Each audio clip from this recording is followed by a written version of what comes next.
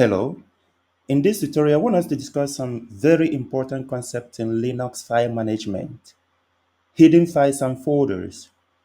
Why are they there? Why do we need them? How do we access them? How do we create one ourselves? And what are the security implications of these hidden files and folders? Let's get in. I'm going to give you an example. When you issue the command ls -a, you are going to see that there are files or folders that start with dot, as you can see. So these are usually like hidden files or hidden folders. You also have another command with capital A. As you can see, this one shows us lesser amount of data. So it does not contain this single dot. It does not also contain these double dots. This single dot is current directory, and this is like the parent directory, the one with double dots. So when you want to view all hidden files and folders, everything, you use the small a. When you want to view just not everything, this is like almost everything, you use the capital A. So with the capital A, you do not get to see the current folder, which is this dot, or the current directory, which is the single dot, and the parent directory, which is the double dots. So now let us go and work more with hidden folders and hidden files so that we can see how we can create one ourselves and how we can read one ourselves, because the one we are looking at now, we did not create them, rather they came with the Linux distribution. Now I'm inside the folder that I just created called hidden documents.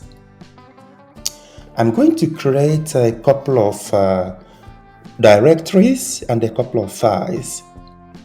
So with directories, let us say directory 1.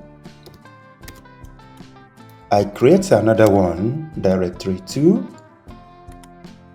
Let us also create a couple of files.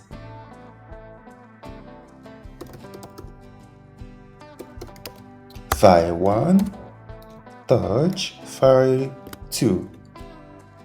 Now we can view what we've got there. Now we've got a couple of stuff that we just created now. We've got our directory 1, directory 2, file 1, file 2, file 2. Now, if we wanted, we could hide these files and directories. For example, let us move directory 1 and call it hidden. In order to do that, we now have to use the dot to do it. Now we are going to move our directory 1 and make it hidden. So let us call it again direct 1. Let's hit enter. Now let us view what we've got. Let us issue our command again. As you can see, this very directory now contains a dot. It starts with a dot. So it is now a hidden directory. So in order to view our files again, let us issue this command. Let's issue this command as well. So as you can see, this very directory, like I said, is now a hidden directory. So which means that sometimes you may not be able to view this when you issue some certain commands. Let's say for an example, ls. As you can see, when we issue this command, we are not able to see directory 1 because it is now hidden. If we want, we can also hide file1 dot and call it dot file1. Now, when we issue ls, these two files, or rather, the hidden file is now not visible when we issue this command. So these are some of the ways you could use like hidden files and the commands in order to know what you've got on your system. You can also create a hidden file and a directory from scratch. Like you don't need to move an existing directory or existing file in order to have one. For example, we can make directory and call it hidden directory, or we need to start with the dot hidden directory 1.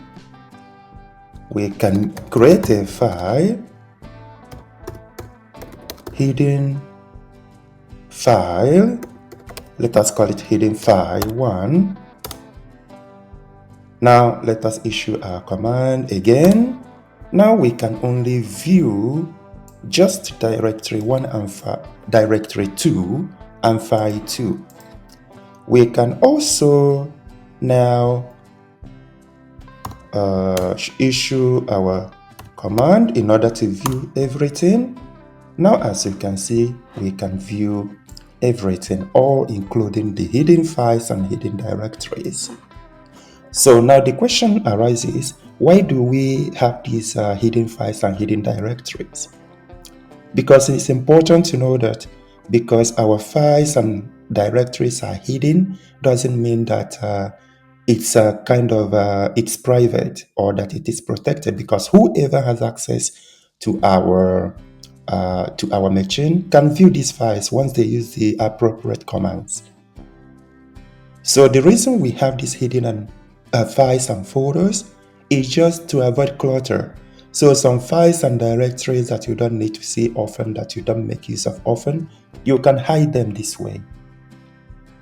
And whenever you want to read them, you can read them just the same way as you would read other files and folders. So these are the things I wanted us to discuss about hidden files and folders in Linux. I hope this makes sense. I hope this is educational. If so, can I ask you to comment, to like, and to share?